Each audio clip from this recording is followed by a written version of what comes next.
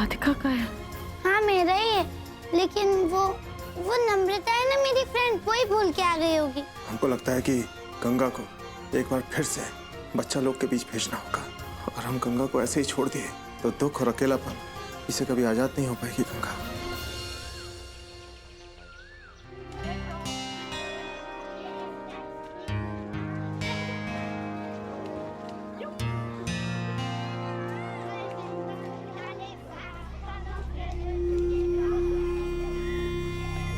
अब यही हमारे जीने का सहारा है। इन बच्चों में ही अपने मन की शांति खोजनी होगी हमें।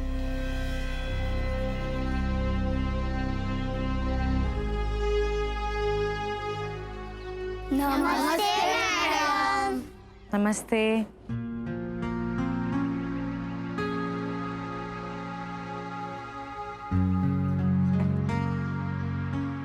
राजू। उपस्थित मैडम। शीतल। उपस्थित मैडम। पंकज। उपस्थित मैडम। गोपाल। गोपाल नहीं आने वाला, उसके पास तो कॉपी भी नहीं है और उसके माँ ने उसे पैसे भी देने से मना कर दिया है। रानी। उपस्थित मैडम। गीता। गीता नहीं आएगी, उसकी माँ ने बोला क्या करेगी पढ़ लिख के, करके काम सीख, नहीं तो ससुराल से गाली मिलेगी। हम क्लास के बाद जाकर गीता की माँ से बात करेंगे। ये तो गलत है। हर बच्चे को शिक्षा का अधिकार है और पढ़ाई बहुत जरूरी है। प्रकाश को तो उसके माँ ने खेत पे काम करने के लिए भेज दिया है, वो नहीं आने वाला पढ़ने। बच्चों के परिवार वालों से बात करनी ही होगी हमें। अपने ही बच्चों का भविष्य बर्बाद क्यों कर रहे हैं वो? अगर अपने बच्चों का जीवन सुधारना है तो पढ़ाई लिखाई की अहमियत तुम्हें तो समझानी होगी उन्हें। रहने दो मैडम जी, बड़े होकर लड़कियों को तो ससुराल ही जाना है और लड़कों को खेत में काम करना है। गलत सोच रही हो तुम लोगों के बच्चों में बहुत काबिलियत है। अगर पढ़ेंगे लिखेंगे तो डॉक्टर, इंजीनियर, वकील, वैज्ञानिक कुछ भी बन सकते हैं। कुछ नहीं होने वाला मैडम जी, पढ़ने के बाद भी अपने माँ बाप की तरह ही रहेंगे ये लोग। हाँ, बिल्कुल सही कहा तुमने। अपने माँ बाप जैसे समझदार। और उसके लिए तुम लोग को पूरे दिन में 1 घंटा निकालकर मठ के स्कूल में आके थोड़ी बहुत पढ़ाई करनी होगी। जब पढ़ोगे तभी समझ में आएगा कि पढ़ाई लिखाई जिंदगी में कितनी जरूरी होती है। और पढ़ाई लिखाई का उम्र से कोई लेना देना नहीं है, बस इच्छा होनी चाहिए पढ़ने की। और 1 ही घंटे की तो बात है। और उसके बाद जाकर तुम अपना घर बार संभाल सकते हो और चाहो तो सिलाई बुनाई या कोई छोटा बड़ा काम कर सकते हो। 4 पैसे कमाओगे तो घर में मदद ही होगी ना। क्या बोल रही हैं आप मैडम जी? पैसा कमाना मर्द का काम है, चूल्हा चौका बच्चे संभालना ये औरत का काम है। चलो चलो, ये मैडम तो गलत पट्टी पढ़ा रही हैं। अरे हाँ। अरे सुनिए हमारी बात। ये लोग तो सिर्फ अपने मठाधीश की बात मानेंगे। अगर शिव इन्हें समझाएंगे तभी जाकर बात बनेगी। लेकिन शिव से मदद करने को कैसे कहेंगे हम?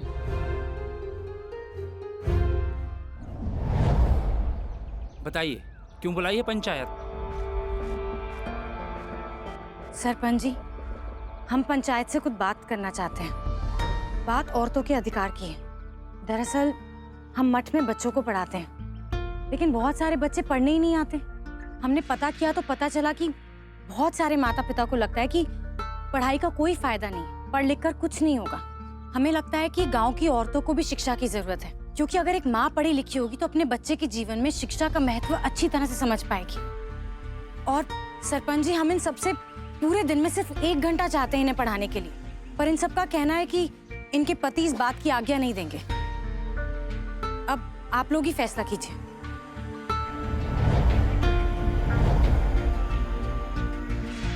ये फैसला घर के मर्दों का है। वो ये तय करेंगे कि उनकी पत्नी को क्या करना चाहिए और क्या नहीं। आपको इस मामले में पढ़ने की कोई जरूरत नहीं। और अगर आपको कुछ कहना ही था तो मठाधीश जी को यहाँ भेजना चाहिए था। आपको आने की क्या जरूरत थी? लीजिए, आ गए मठाधीश जी। हम आप ही का इंतजार कर रहे थे।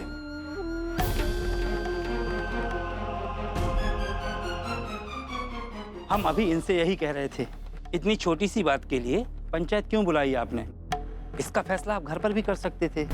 गांव वालों को किसी बात के लिए मनाना आपके लिए कोई मुश्किल काम नहीं। मठाधीश जी की सहायता ले सकते थे आप।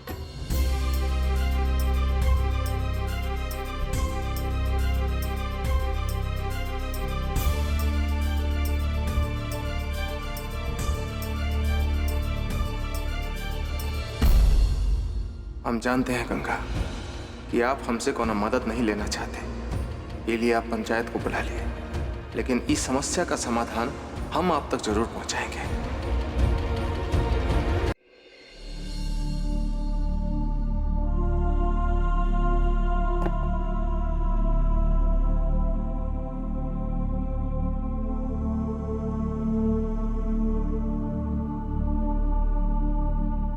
पार्वती दीदी, हमारी और राधिका की किस्मत कितनी एक सी है। राधिका के पास तुम नहीं हो और हमारे पास हमारी कृष्णा। पर हम तुमसे वादा करते हैं, हम राधिका को वो सारा प्यार देने की कोशिश करेंगे जो हमारे मन में हमारी कृष्णा के लिए। राधिका में ही अपनी कृष्णा को ढूंढना होगा हमें, उसके अलावा जीने की कोई वजह नहीं है हमारे पास।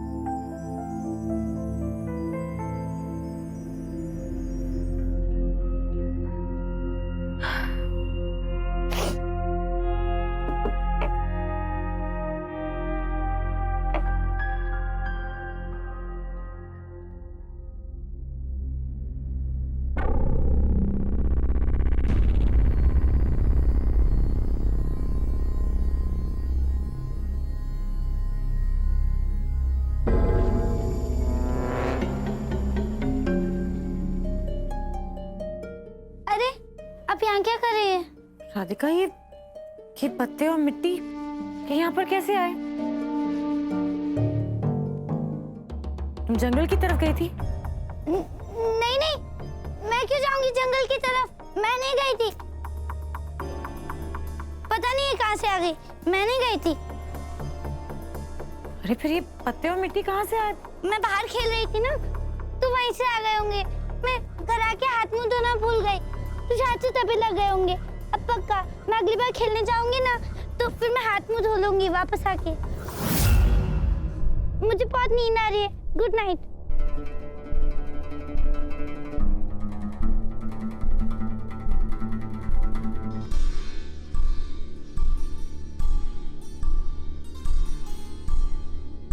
राधिका, सब ठीक तो है ना? हाँ गंगा माँ, सब ठीक है। मुझे नींद आ रही है, आप प्लीज लाइट बंद कर दीजिए।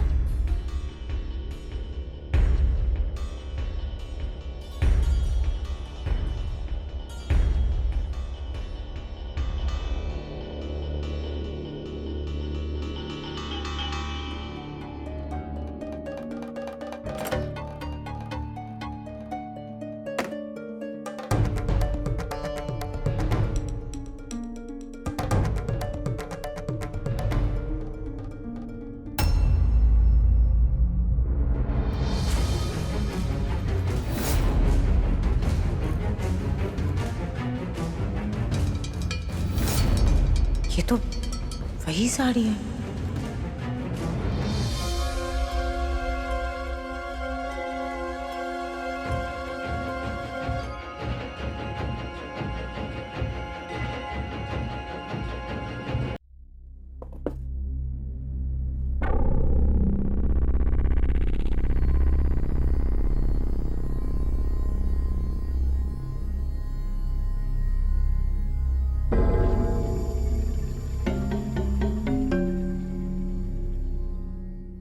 कौन भेज सकता है हमारी भाभी को ये लेटर? क्या मुरारी, देख के नहीं चल सकते? और ये क्या है? और ये दीदी, गंगा भाभी के नाम किसी ने चिट्ठी भेजी है। दिखाओ। ठीक है, हम दे देंगे उन्हें, तुम जाओ यहाँ से। जी दीदी। गंगा भाभी, गंगा माँ लाइट बंद कर दीजिए, मुझे नींद आ रही है।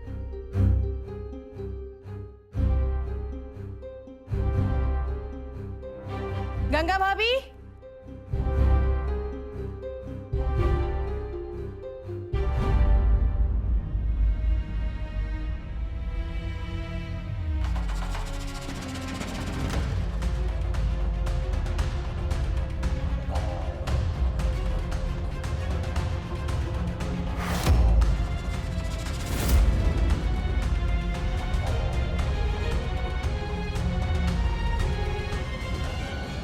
गंगा भाभी, ये आपके लिए लेटर है। हमारे लिए लेटर हमें कौन भेज सकता है?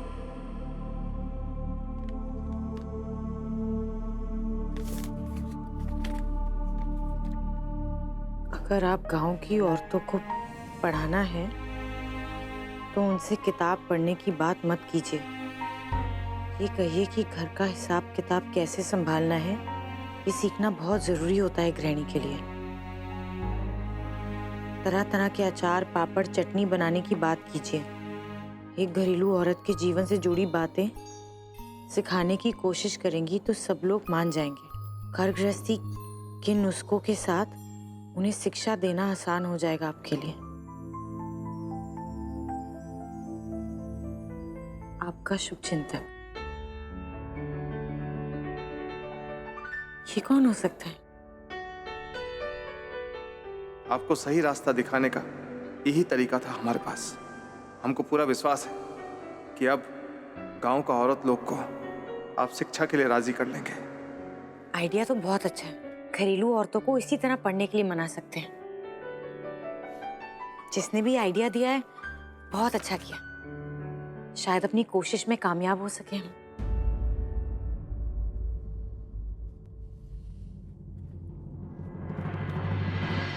अगर हमारा एक छोटा सा कोशिश आपका जिंदगी में खुशी ला सकता है तो हम अपना जीवन को धन्य समझेंगे। अपना बनकर ना सही, एक शुभ चिंतक के रूप में ही सही, हम आपके जीवन में शामिल तो हो सके, ये बहुत है हमारे लिए गंगा।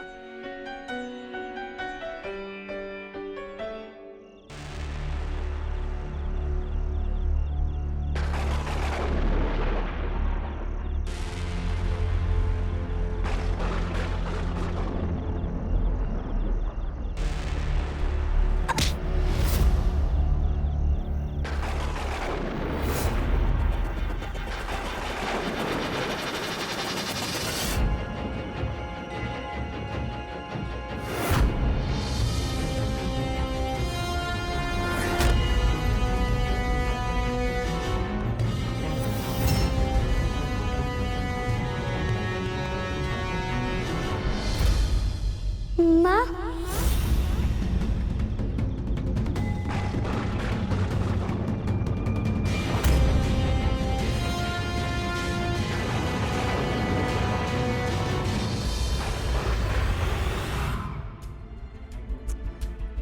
एड्रेस होना चाहिए था इस पर, लेकिन शुभ चिंतक ने एड्रेस की जगह पोस्ट बॉक्स नंबर लिख दिया। ऐसा क्यों?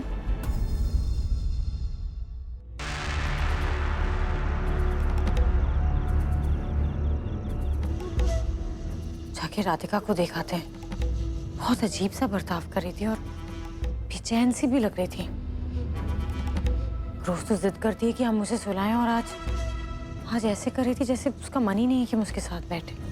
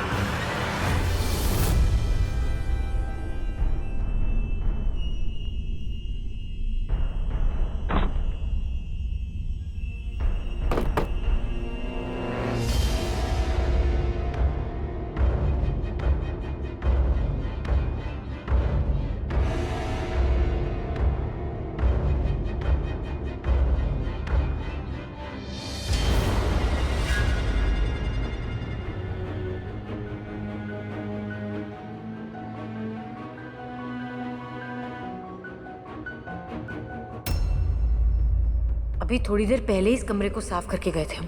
फिर ये पत्ते मिट्टी दोबारा कैसे आ गए?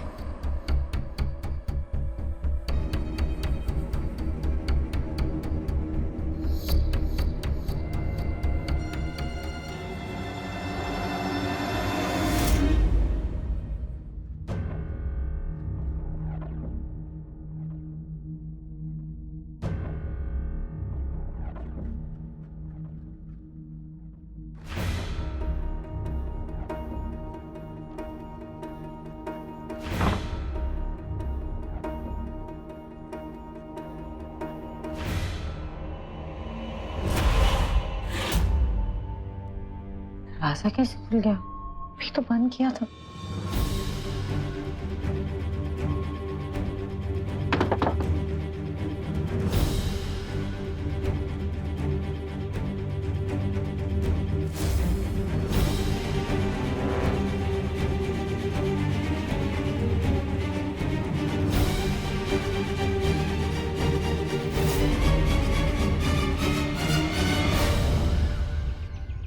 और भूनो जरा अच्छा से। ऐसे गोल गोल घुमा के। हाँ, कच्चा रह गया तो स्वाद नहीं आएगा। हाँ, काजू बादाम कट गया रिया। जी माँ। प्रणाम पंडित जी, अब आ गए। हम अभी आते हैं जी। माँ जी, पंडित जी आ गए हैं। सुन लिए हम, उनको पूजा स्थल में लेके आओ, हम आते हैं। जी जी जी।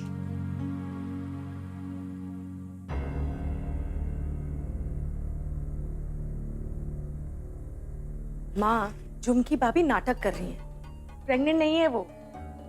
हमने आपको पहले भी बताया था।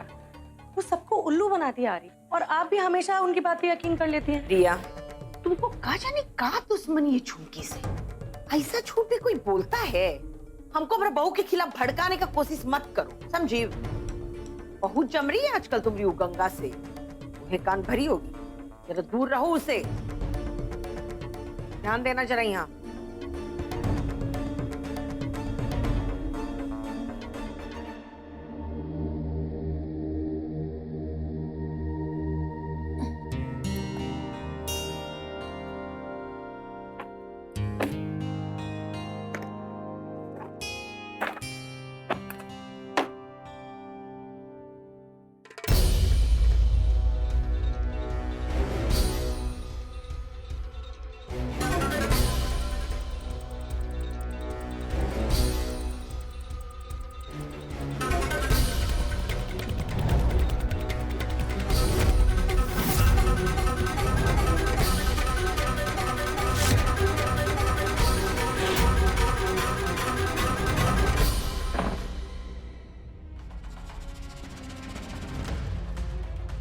तो है जो ठीक नहीं है।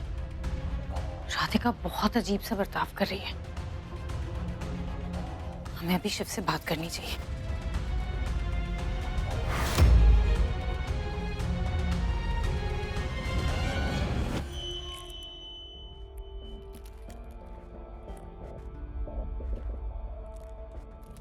प्रणाम भाई साहब। हाँ भाई, खाता ले आया? जी। पीछे।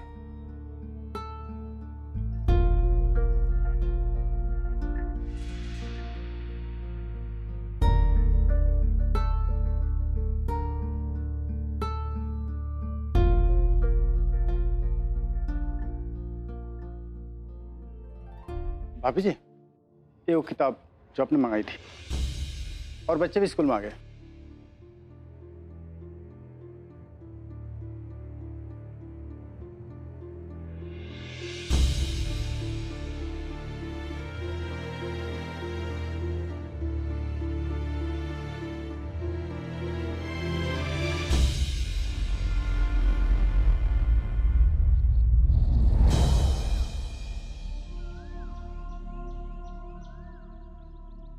नमस्ते मैडम। नमस्ते। तुम लोग यहाँ कैसे? बिटिया को छोड़ने आई थी। चलो शुरू करते हैं।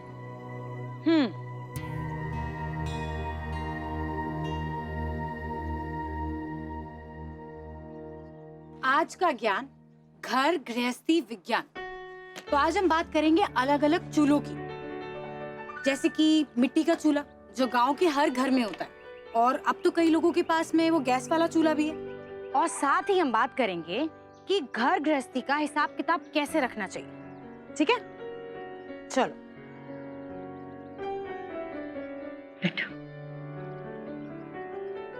नमस्ते मैडम जी। नमस्ते। ये सब क्या है मैडम जी? खाना बनाना सिखा रही है क्या? हाँ, हम एक अलग तरीके का सलाद बनाना सिखा रहे हैं, जो स्वाद में तो अच्छा है, साथ में सेहत के लिए भी बहुत अच्छा है। सच? हाँ, हम बच्चों को तो सिखा ही रहे हैं। अगर तुम लोग को भी सीखना है तो आ जाओ। बैठो। ये तरीका तो काम आ रहा है। अब इनकी देखा देखी गांव की दूसरी औरतें भी क्लास में आने लगेंगी। देखिए मैंने क्या बनाया।